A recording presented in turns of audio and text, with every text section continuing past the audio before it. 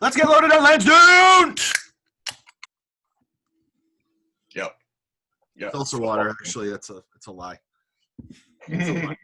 Welcome to episode number 87 of the Loaded on Lansdown Red Sox Baseball Podcast. I'm your host, Mark Jacaris. Alongside me, as always, Andrew Andrews. And Andy, we're going to talk a little bit about the Patriots later in the podcast. But I don't know if you noticed this. This is my reversible Drew Bledsoe jersey that I bought in like 1996.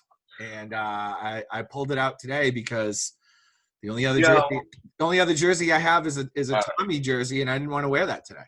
You bought that in 96. Yeah. There was, I'm going to guess, between like 2006 and 2017, you were unable to wear that jersey. Mm-hmm. Pretty much. Yeah, just as long as we're clear about the direction things have gone. Yeah. You know, I'm not saying because we love Tom Brady. I'm saying physically you were unable to get that stretch around your body. Well, it was the 90s, and people wore baggier stuff then. Exactly.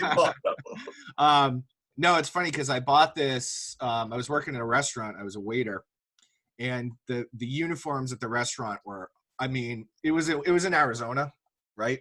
So it was like all like turquoise and like orange and like all these like southwesterny like earth colors. Yeah, all, the weirdo colors like the red rocks and the turquoise and everything else. And it was our uniforms were horrible. But on Sundays, that was the day you could really show who you are. Right. And if you were working Sundays or if you were working Monday night and your team was playing, right? So if the Patriots had a Monday night football, I could wear my Patriots jersey. So I rushed. I had no money at the time, right? We just moved to Arizona, no money. And I didn't care. I rushed out to like Olympia or whatever, and I was like, I'm like, that's a bomb shirt. I'm like, do you guys have New England Patriots shirts? And the guy's like, yeah, amazingly we do. Because, this was before they were good. So yeah, I was like, that was the only one they had. Yeah. Oh yeah. This was it. And they're like, and the guy's like, yeah, it's reversible. And I'm like, wow, that's horrible. I'll take it. What is it? Blue on the inside? Yeah. It's blue on the inside. So bad. But anyway, I thought I would wear it today. It was kind of fun to throw it on. I literally haven't worn it, for real, since probably the late 90s. So can't wear the Brady shirt today, though. I understand. No, I couldn't do it. Oh, here he comes. He's coming out in the field right now, Andy. He's coming out. He's in his white uniform. He looks pretty good. He looks dreamy. Let's see what happens. Looks old. Yeah. I can't believe he's only 2 years younger than me. Like I wake up and I like collapse. And when I wake up in the morning, all I want to do, like I sometimes I say to myself, I can't wait till bedtime. Like that's the first thing I say. No, that's the goal. Yeah, no. 100%. All right, let's talk some baseball. So all right. The Red Sox season is horrendous. They just lost a bunch to the Rays. They're 16-30, something like that. Yeah, I mean, Did they win last night? No, they didn't win. They ended up losing, didn't they? Yeah, and then I don't know what's going on today because I was watching the football game. Valdi gave up a home run immediately last night. Yeah. Mm-hmm. So, but the Red Sox did announce a couple of good things that happened. So, their number 10 prospect, Tanner Houck, who's a pitcher, he is going to make his major league debut against the Marlins. And I guess the book on him was like just great stuff, whatever John Farrell used to say, electric stuff, right? Just had a really, really hard time getting lefties out. So I guess he's been working on that down in Pawtucket, and he's mixed in another off-speed pitch, and I guess it's worked really effectively because down in Pawtucket they just scrimmage each other. Yeah, that's basically what's going on, and I guess he's had a lot of success against lefties. So the Red Sox felt it was time to bring him up. I mean, I think for the Red Sox, this is the time to see what you got Oh, who cares? In these young guys. and, bring them up, and who cares about their major league service time? See what you got. And maybe, if they give you anything, maybe, if you don't plan on keeping them, maybe it's I'd be bringing AA guys up. Right. Maybe it's a showcase opportunity for off-season trades. If someone who's AA really doesn't do great, but does one or two things you really like, that's a reason to keep them around for AAA. You know what I mean? Like, right. It's, yeah. And especially starting pitching. At this point, I think the Red Sox should have a different lineup every single night. Yeah. Well, yeah. One guy, two guy. Obviously, you got to get your guys their at bats. You're paying these dudes. People want to see them on TV. Yeah. So you got to keep the guys who are healthy playing. But every night, one or two guys should be slotted in who you really have never heard of. Right. Yeah. And I know that I didn't look at the Red Sox lineup today. Again, today was football. Yeah. But I do know that I don't know who was playing for them, but Xander Bogaerts and Alex Verdugo were out of the lineup today. Just maintenance type of stuff. I guess there's Perez started. Yeah. Yeah. So so no big deal there. But I mean, I totally agree, and I think that especially with pitching, especially with starting pitching, see what this kid can do, and leave him in the lineup. Seriously. Hold on, let me get that. A landline. Yes, we have a landline. Hold on. All right, we're back after that completely intrusive landline phone call from my wife's family. All right, so but yeah, I think that they have to see what they got in these young pitchers and give them the opportunity out there. Now's the time. The Red Sox never do that. They've never been a team to bag it. And they're very impatient, especially with their young pitchers, because they're always in a win now type of mentality.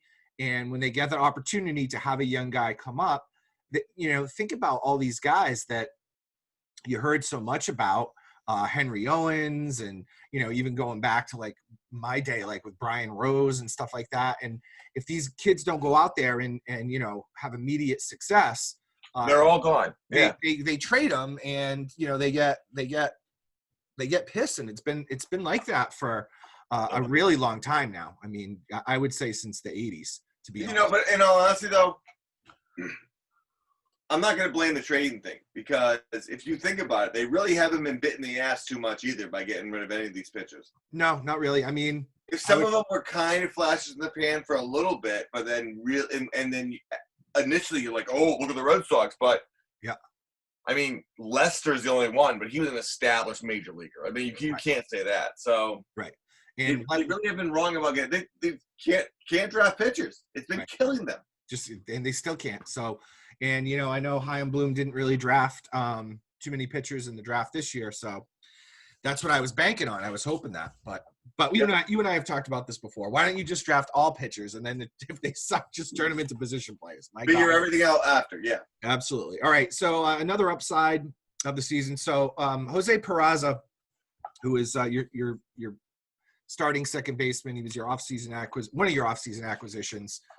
Not a splashy one by any stretch of the imagination. He gets sent down to Pawtucket. It was not working out for him. He's hitting like 1 something. Yep. And then so to make room for Christian Arroyo, who's kind of bopped around a lot. He was a former Tampa Bay Ray. He looks pretty good. He's hitting the ball well. He looks like a chipmunk. He looks like a little bear. Well, he hit a home run today. He does look good. He's playing well. It's second base, so I really don't care at the end of the day that much. Right. That's the way baseball works. But, again, let's try people in different places. Yep, and he's not going to cost you much. He's got something to prove. So he's going to go out there, and they're with Benintendi out, right? So Benny's out. So he'll get an opportunity to play. They'll plug him in different places because Michael Chavis is playing way more left field now. So he's gonna, both guys are gonna get the opportunity. I'm real close to being done with Michael Chavis. Oh yeah, he's got 2 home runs. Yeah, the last thing I need is another slap hitter first baseman. I mean, or wherever they're gonna play him. Yeah, they're trying to get him at bats. I mean, They're giving him, for as far as the Boston Red Sox, they are giving him an abnormally long leash and really trying to let this guy click. Yeah, I think if it wasn't, such an ass backwards season, I think he'd be in Pawtucket. I'm borderline he stinks. Yeah. Well, I mean, he can't hit he can't hit a high fastball. So I mean, it's and he knows it, and the rest of the league knows it, and everyone climbs the ladder on him. He can't hold off on it. He tries to pull everything, and that's what gets him where that's what gets him the strikes out. Now, speaking of someone who isn't like that, I do want to talk a little bit about Bobby Dahlbeck, who is having only bright spot of 2020. I mean, JD Martinez is horrible right now. He's horrible. All right. Yeah. Benintendi's out. Vasquez, I mean, Xander Bogaerts is doing okay. I mean, Hidalgo is someone who you really should look to. I mean, he's having a really good year. He's got the highest batting average on the team. Yeah. I think he's got the most doubles. And he's an electric player. I wish we could have seen him in person because he seems like he'd be a lot of fun. Playing well. I think he could be a splash in the pan, to be honest, because he's got that kind of mentality that's crazy. But as far as things in the future that could be good, Bobby he is it, man. Yeah. Yep. Absolutely. He's huge. He's homered in four straight games, which is a Red Sox rookie record. 6 of his first 10 games. Yeah. Just got an update on my phone. Red Sox won today. And Cubs right-hander Alec Mills has a no-hitter through 7 innings. Really? Interesting. Never heard of him. That's why no-hitters. We've talked about no-hitters before. It's like, Yeah. Pedro Martinez never threw a no-hitter. So, but he's in the Hall of Fame. So there you go. Dahlbeck is big, and he's big, and he's strong, and he goes to the opposite field, Andy. And if you have a young hitter who's going to the opposite field, you can already tell that his approach at the plate is something to look forward to, honestly. I'd like his average to be better. I look back. He hit over 300, I think. His junior year in college, he hit 318. There was 1 year, and I don't even know what it is because I was just looking. They show the teams. It's some random town somewhere. So I'm assuming it's AA or maybe a single A. Yeah. He hit a 311. Other than that, he's been consistent at best 280, which is concerning. Yeah. I don't want a softball hitter. You know what I mean? But I'll take 280 and have him. I will take 280 and have him hit bombs. Now, if you're talking 250 and hitting bombs, then it's if you're going to hit 250, you're going to hit 40 home runs. Right. Exactly. Is he going to hit 40? I mean, I think he's capable of it, but I mean, that's does he have 8 home runs in 1 week or something? Spit up, right? But eventually there's going to be a book on him. So that is something that will be curbed a little bit. Yep, absolutely. No question about it. So the Red Sox stink. There's, someone put a funny meme of Xander Bogaerts on Twitter the other day. There was 16 pictures of him, all in little boxes from the game the other night in Tampa. And his face was just totally, beat. Can't wait. He can't wait to get back to Aruba. Mark, that's the face of Major League Baseball. I mean, let's be honest. Everything stinks. Yep. Right now, you have earlier in the week, the Braves scored 29 runs in a game. It is the most runs since 1900 that's been scored. I mean, it's been tied, I think, 2 or 3, but it's absolutely ridiculous. During that game, there was something it's crazy, 400 pitches during the whole game. Yep. And the worst part, so 29 runs, oh my God, that's crazy. Those things never happen. The same night, the Brewers scored 19 runs. Yeah. So it's not like it's if your team is out, your pitchers aren't pitching. Right. Evaldi, he's back. He's going to have a couple starts. There is no way he finishes this season. They're gonna shut him down. So many teams have shut down pitchers. I'm doing this off the top of my head. There's maybe 8 to 12 real pitchers on rosters where things matter. You know what I mean? Yeah. No, this whole thing feels like an extended spring training. It really it's does. Really bad. Yeah. And It's funny watching the Kansas City Chiefs game the other night on what was it, Thursday night, right? Patrick Mahomes. They went out there. The Chiefs looked pretty good. Yeah. There were people in the stands. It was only at 25% capacity. Yeah, they had like 17,000 people there. Yeah, but there were people in the stands. The product was good. And I know that football wasn't in season when all of this started, but I just thought to myself, like, of course football figures out the best. Like, not only can football figure it out, because I knew there was no chance that there was going to be a delay in the football season. That's not how the football owners operate. That's not how, like them or hate them, that's not how Goodell operates. There's too much money involved. There's way too much money. Everyone knows it. They know that they have basically a no-fail product. Yeah. And here it is, opening night. There are people in the stands, and there's football being played, and it was the most normal sporting event I've watched since this whole thing went down. And of course, football was able to pull it off. And baseball, which should have been right there as the only sport, it took them to July to figure it out. It's ridiculous. Late July. The Patriots game today, now that we're segueing this way, I didn't notice too bad about the fans. I didn't think it was that big of a deal. Yeah. Yeah. Usually when you're watching the game itself, usually you don't see the fans anyway.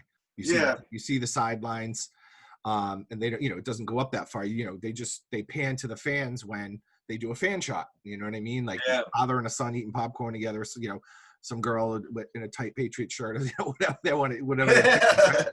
But yeah, I mean, and I was, I was kind of bopping around this afternoon, but I checked into the game. I had it on my phone at one point, and it looked normal. I mean, it looked normal. So what did you think of that?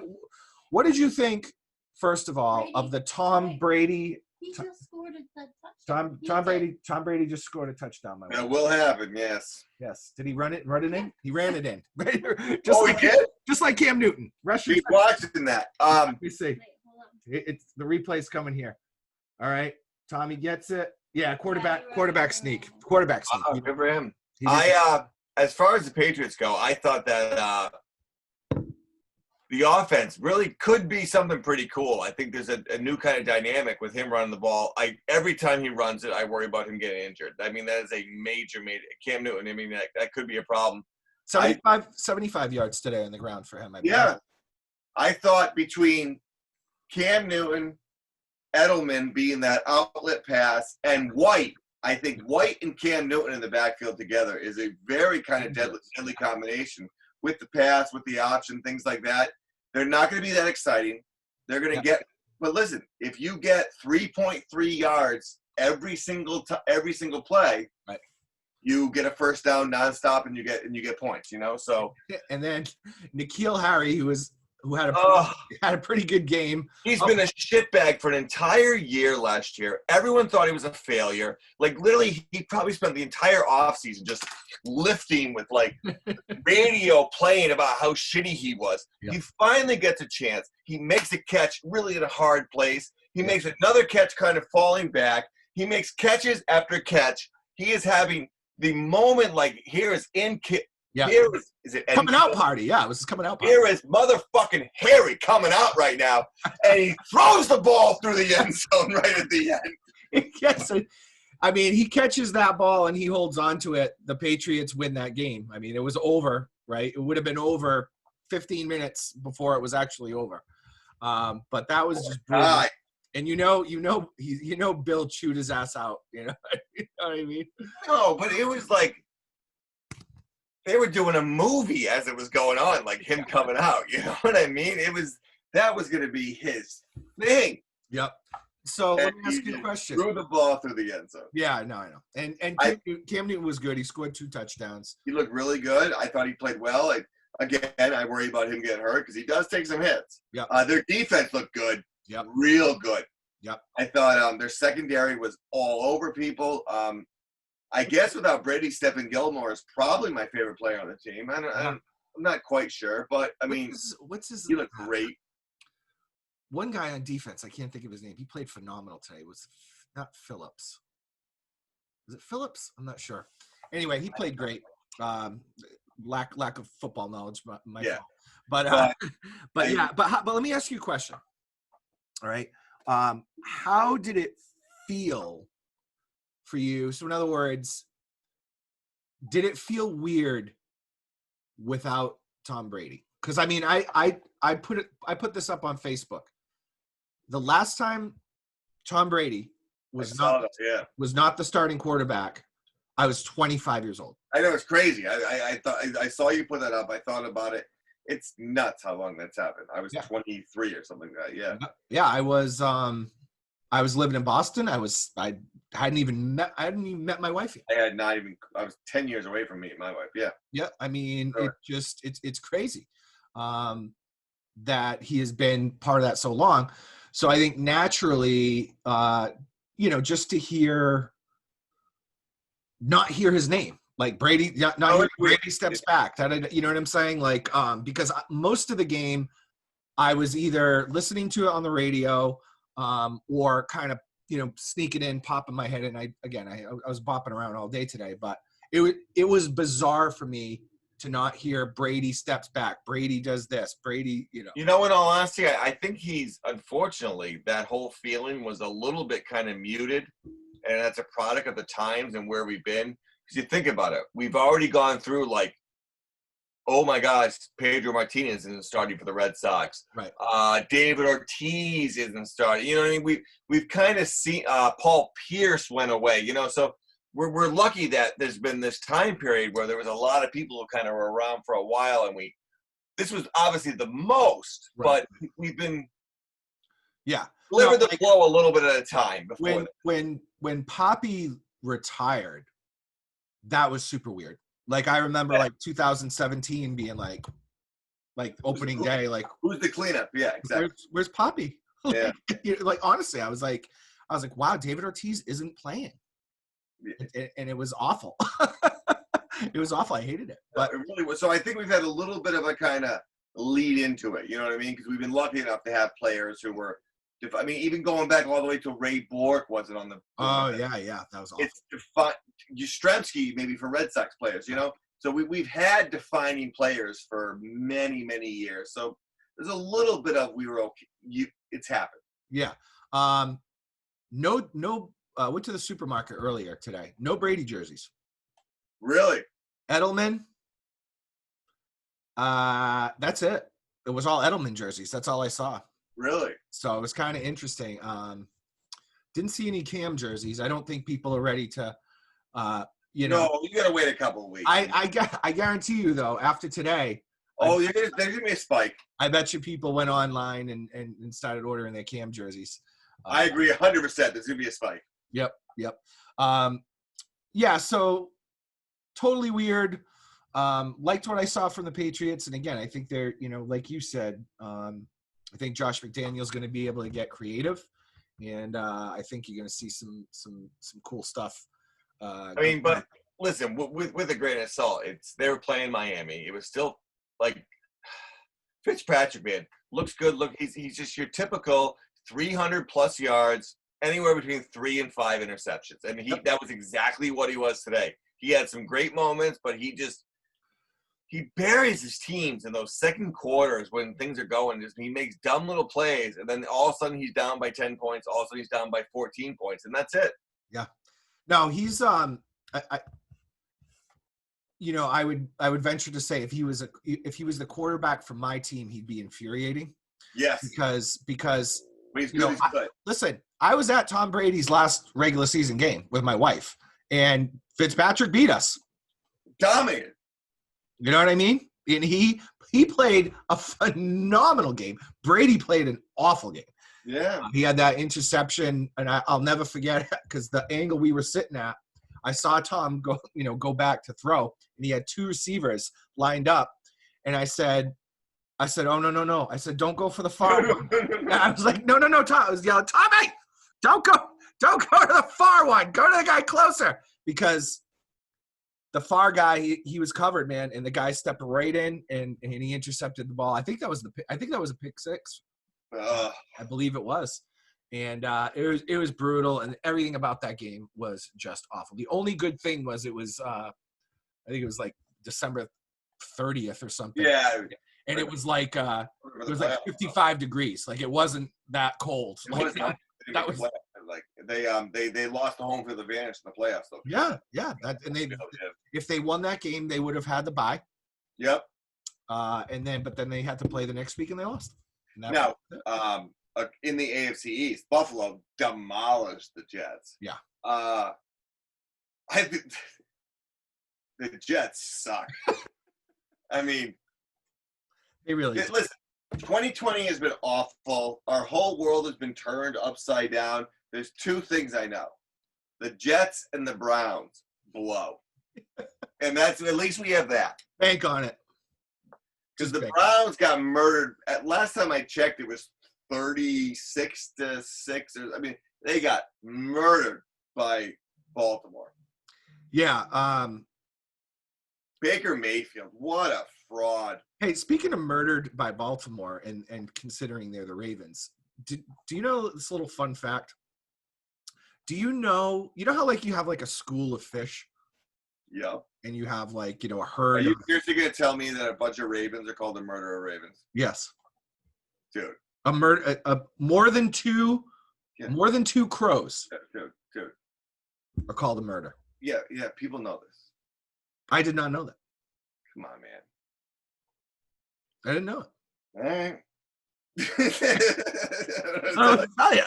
You knew I didn't know it. This is great podcast material. What words and phrases do the hosts know? What do they know?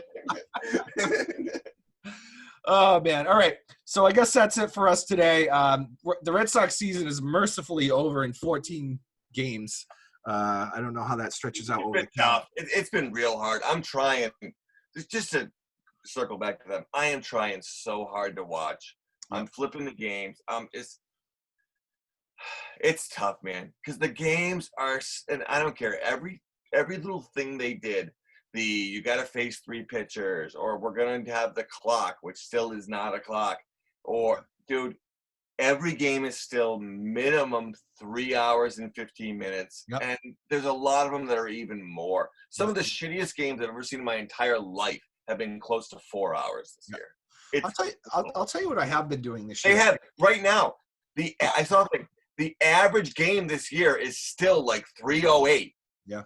And think about it. That takes into account there's a bunch of seven inning games going on.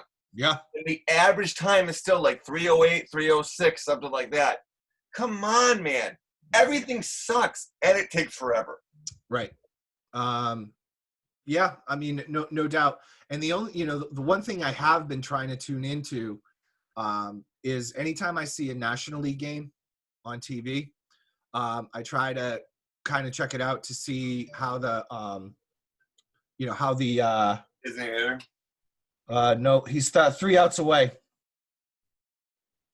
Alec Mills, Cubs. Oh, really? 3 outs away from a no-hitter. Not bad. Might have to throw that on. Alec Mills, yeah. But, yeah, I mean, it's just like I want to see how the designated hitter is playing out in those National League games. And it really isn't, because they're not built like that. Because they don't have players that they don't have mashers, guys like Aaron Judge or whatever. Their DHs are like their utility players. No, it's some guy who they wouldn't have hit anyways. Yeah. Right, exactly. That's like now DHing Brock Holt. like basically. Anyway, all right. So that's a wrap for episode number 87 of the Loaded on Lansdown Boston Red Sox baseball podcast. We did a little bit of Patriots talk today, which is always fun. Good to have football back. Yeah, it is good.